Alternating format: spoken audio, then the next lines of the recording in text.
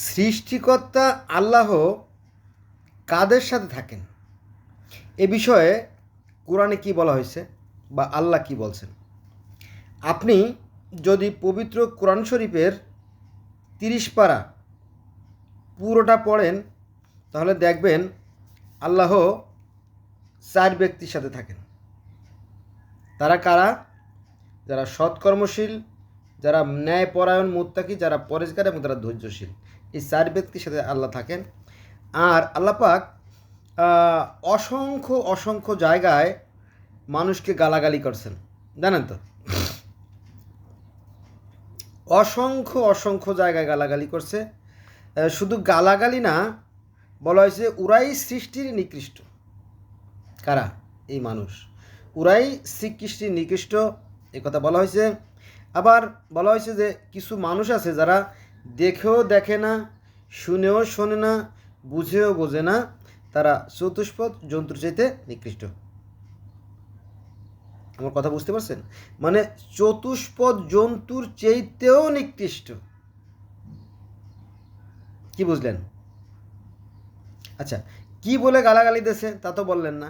হ্যাঁ, বলা হয়েছে মানুষ বড়ই স্বার্থপর, মানুষ বড়ই অকৃতজ্ঞ, মানুষ বড়ই অহংকারী, মানুষ বড়ই লোভী, মানুষ বড়ই নির্বোধ, মানুষ অবুঝ, মানুষ বিবেকহীন, মানুষ চিন্তাহীন, মানুষ মিথ্যাবাদী, মানুষ বাক বিতণ্ডা প্রবল, মানুষ কলহপ্রিয়, মানুষ সম্পদ জমাকারী এবং মানুষ ক্ষতিগ্রস্ত। এভাবে অসংখ্য অসংখ্য জায়গায় মানে 50, 60, 65, 70 এরমতি বহু জায়গায় আল্লাহ পাক গালাগালি দিয়েছেন। কারে? এই মানুষটা। কিন্তু অন্যান্য প্রাণীদেরকে গালি দেন নাই। কারণ কি, অন্যান্য প্রাণীরা তো আর মানুষের মতো এরকমটি সম্পদ জমাকার করে রাখে না। এবং সম্পদ পাহাড়ও করে না। এখন এই পবিত্র কোরআন শরীফে 44টা আয়াত আছে চিন্তা এবং গবেষণার। হ্যাঁ, 44টা। এটা কাদের জন্য? সবার জন্য না। যারা চিন্তাশীল, যারা বিবেকবান, যারা বুদ্ধিমান তাদের জন্য, মূর্খদের জন্য নয়। আপনারা যদি পবিত্র কোরআন শরীফের সূরা আল বাকারার 62 নম্বর আয়াত, মায়েদার 69 নম্বর আয়াত দেখেন, তাহলে সেখানে কিন্তু বলা হয় না যে ইবাদত করো। সেখানে প্রথমে বলেছে বিশ্বাস করো। প্রথমে বিশ্বাস। আপনি একটা তসবি, একটা মালা গাঁথবেন, ফুল দিয়ে মালা গাঁথবেন, মন চাইলো আপনার ফুলগুলো গুছাইলেন, গাঁথলেন না। প্রথমে সুতা দরকার, একটা সুতা দরকার, সুতা, যেটা গুটা ফুলের মালা 100 বা 200 বা 500 ফুল দিয়ে যাই দিয়ে মালা গাঁথেন, এই পুরো ফুলটাকে ধরে রাখবে সুতা। এখন সত্যিকার অর্থেই যদি আপনি সেই সৃষ্টিকর্তার প্রতি বিশ্বাস রাখেন, তাহলে আপনার দ্বারা আর কোনো অকল্যাণ হতে পারে না। তারপরে যেটা হবে সেটা হচ্ছে সব সৎকর্ম। বোঝা গেছে বিষয়টা? তো জান্নাতে যাওয়ার জন্য শর্ত কয়টা? 2টো। Just 2 piece of way to if you want to go to heaven. যদি আপনি স্বর্গে যেতে চান তাহলে 2টো মাত্র কন্ডিশন। একটা হচ্ছে সৃষ্টিকর্তা বিশ্বাস, আর হচ্ছে সৎকর্ম করা। হ্যাঁ, এই বিশ্বাসের উপর ভিত্তি করেই পৃথিবীতে বর্তমানে অ্যাটমস 4300 ধর্ম আছে। কিন্তু আপনি তো কাউকে মানেন না, আপনি তো বিতণ্ডাকারী, আপনি তো ঝামেলাকারী, আপনি তো গণ্ডগোল করেন। আপনার ঘরে লাঠি, রামদা, সরকি, ঢাল, বল্লম, কাতরা, টিঠা, পাইপ গান, পিস্তল, বন্দুক সব রাখা আছে। এগুলো দিয়ে কী হয়? এগুলো দিয়ে কি গাছের সার হয়? এগুলো কি খেতে এর ফসল হয়? এগুলো কি মাছের উর্বরতা বাড়ে? জীবজন্তু, পশু পাখি ওদের খাদ্য? না তো। আপনি তো বিতণ্ডাকারী। আপনি আসছেন ইউনিভার্সিটিতে লেখাপড়া করার জন্য, আপনার বিস্তার তলের আমদা, চাপাটি, দা, বটি, লোহার রড, হকি স্টিক, আপনি কিসের লেখাপড়া করেন? আপনি কি বড় অফিসার হবেন? আপনি একটা সার্টিফিকেট জোগাড় করলেন, পরে যে নিয়োগদাতা অফিসার তার আপনি বাসায় গিয়ে তার গলায় ছুরি ধরলেন যে আমার অ্যাপয়েন্টমেন্ট কার্ড না দিলেই আমি তোমার বংশশুদ্ধ নির্বংশ করে দেবো। আপনি কী লেখাপড়া শিখছেন আপনি? হ্যাঁ,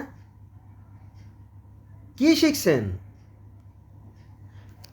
আমি 1995 সালে ঢাকা ইউনিভার্সিটি, আমাদের ঢাকা ইউনিভার্সিটির সামনে আমি গাইড বিক্রি করতাম 1995 সালে। আমিও তখন ছাত্র, আমিও তখন ডিগ্রির ছাত্র।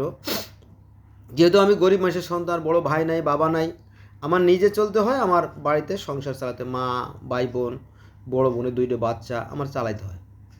তো আমি কষ্ট করি, সকাল বিকেল কষ্ট করি, আবার লেখাপড়া করি। তো আমাদের কাছ থেকে গাইড নিয়ে যায়, গাইড নিয়ে তার বন্ধুবান্ধব তারা নিতে চায় না, তাদেরকেও জোর করে করে গাইড দেয়, নিয়ে যা, পয়সা লাগবে না। কত বড় বেয়াদবের ঘরের বেয়াদব। আচ্ছা, ভালো কথা। 95 সালের শেষের দিকে অনেক হলেই তল্লাশি করলো, অনেক অস্ত্র নিয়ে গেলো। তো সূর্য সেন হল থেকে 13টা অস্ত্র নিয়ে গেছে। সূর্য সেন হল থেকে 13টা অস্ত্র নিয়ে যাওয়ার পরে আমাদের কাছে, আমি সেই আবুল বাসার, আমি ঢাকা ইউনিভার্সিটির সামনে স্কলার গাইড বিক্রি করতাম। স্কলার চ্যালেঞ্জার ছিল প্রথমে, পরে তারা আবার 2 বন্ধু ভাগ হয়ে স্কলার আর চ্যালেঞ্জার আলাদা হয়ে যায়। একজনের পরে মাদারীপুর, আর মানে জাকির হোসেন, তার বাড়ি হচ্ছে মাদারীপুর, জাকির না, হারুন। চ্যালেঞ্জারের মালিকের বাড়ি হলো হারুন, তার বাড়ি হলো মাদারীপুর। আর এই স্কলারের যে মালিক তার বাড়ি হচ্ছে গোপালগঞ্জ। তো আমি এই গাইড বিক্রি করি। তো আমাদেরকে টাকা দিতে হবে অস্ত্র কেনার জন্য। কি বুঝলেন? তারাও ছাত্র, আমরাও ছাত্র, আমাদেরকে টাকা দিতে হবে অস্ত্র কেনার জন্য।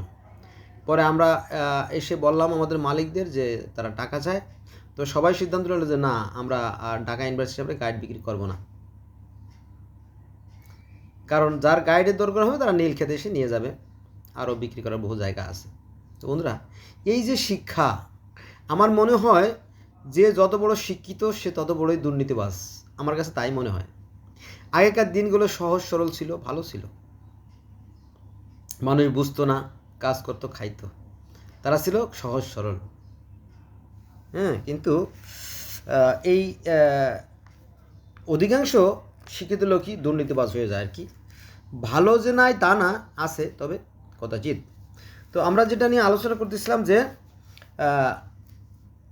আল্লাহ পাক 65 জায়গায়, কত পবিত্র কোরআন শরীফে মোট 65 জায়গায় গালাগালি করছেন মানুষকে। এই মানুষ স্বভাবত একটা নিকৃষ্ট এবং একটা বিশ্বাসঘাতক প্রাণী। ইয়েস, এটা প্রমাণিত সত্য। এরা খালি সম্পদ জমা করবে আর জমা করবে।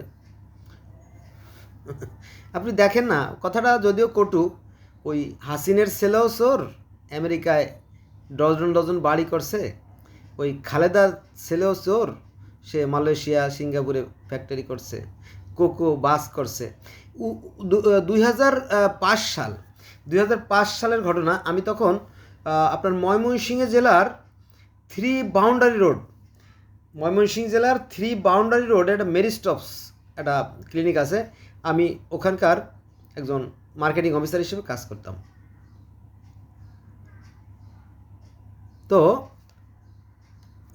তো আমাদের কাজ করতে গেলে টাউন হলে আমাদের একটা কিশোরী স্বাস্থ্য মেলা হবে। তো আমরা ময়মনসিংহ পুলিশ ক্লাব রোড আছে, ওইখানে আমরা ব্যানার টানাইতে গেছি প্রচার উপলক্ষে। তো আমাদের মধ্য থেকে একটা ছেলে তার নাম রাজু, বাড়ি হলো বরিশাল। ও বলতেছিল যে এই জায়গাটা খারাপ জায়গা আছে না, মানে পতিতালয়। তো এই কথাটা একজন শুনছে, শোনার পরে বিরাট বাঘ বিতণ্ডা, প্রায় মারামারি হাতাহাতি হয়ে যায়। যাই হোক, আমরা বললাম যে ছোটো মানুষ, ও বোঝে নাই। যাই হোক, একটা কথা বলছে, তাছাড়া তো ও তো মানে খুব একটা খারাপ বলছে বলে মনে হয় না। যাই হোক, আমরা ছিলাম 7-8 জন।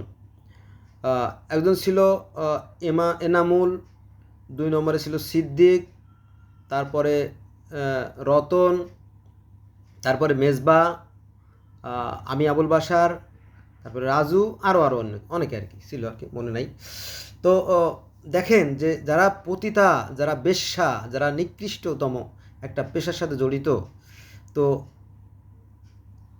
সেখানে তাদের সামনে কিছু কথা বলে নাই বলে একজন ক্ষেপে গেছে। হ্যাঁ, এরা তো পরিশ্রম করে খায়, আপনি কেন খারাপ বলবেন? তারপরে আমাদের অফিসে নালিশ চলে আসছে। চিন্তা করেন, হ্যাঁ, এই সমস্ত খারাপ মানুষের কত ক্ষমতা, কত পাওয়ার। এরা বিতণ্ডাকারী, এরা চিন্তা করে না, ঠিক আছে?